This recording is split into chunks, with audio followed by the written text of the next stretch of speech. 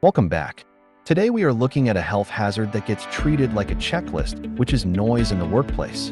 And we all have noise policy, earplugs at the door, annual training, audiograms on file, and an audit-ready binder.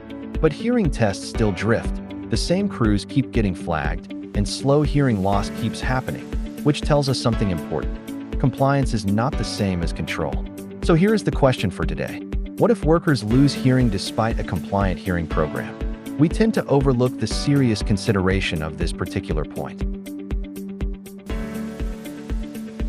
Compliance is not the same as control.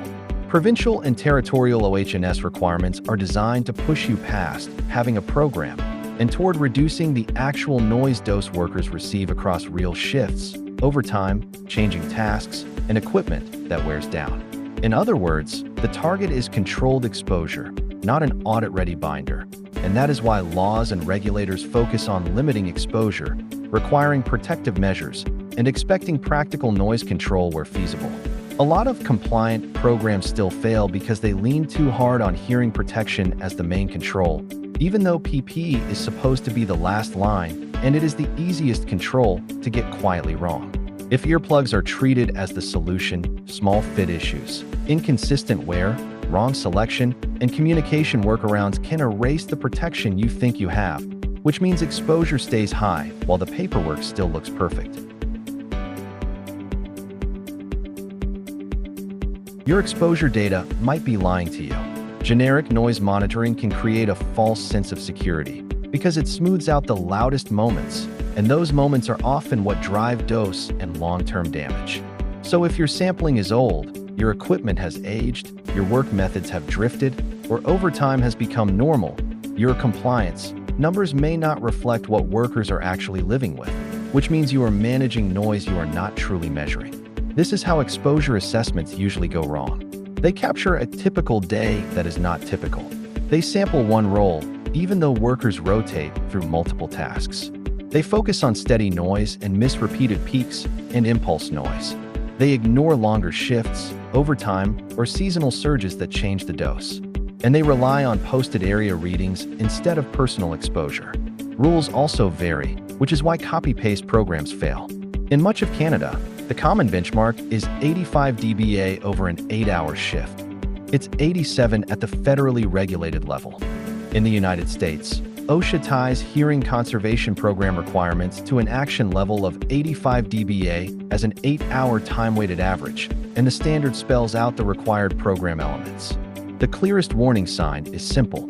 If audiograms show hearing shifts but your noise surveys say everything is fine, your monitoring plan likely missed real exposures, or your controls are not working the way the paperwork says they are.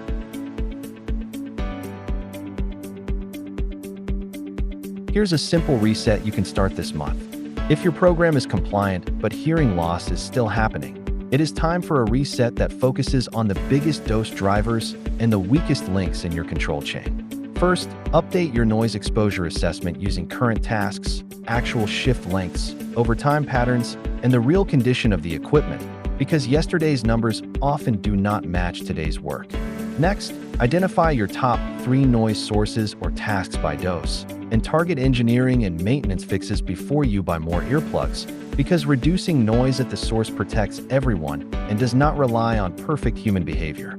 Then, review your hearing protection selection so it matches the real hazard profile, and add fit verification so protection on paper becomes protection in the ear. After that, trend your audiometric results and look for patterns, because those patterns tell you where exposures are higher than you think and where controls are not performing. Finally, audit supervisor practices in the field, because the program lives or dies in day-to-day work methods, consistent expectations, and whether controls are actually being used and verified. If you want occupational health and safety support that improves what actually happens in the field, not just what sits in a binder, visit calgarysafetyconsultants.ca and reach out. We will help you strengthen your hearing conservation program by updating your noise exposure assessment to match real work and real shifts, identifying the biggest dose drivers, prioritizing engineering and maintenance controls, improving hearing protection selection and fit verification, and coaching supervisors to confirm controls are in place and practices becomes real protection on site.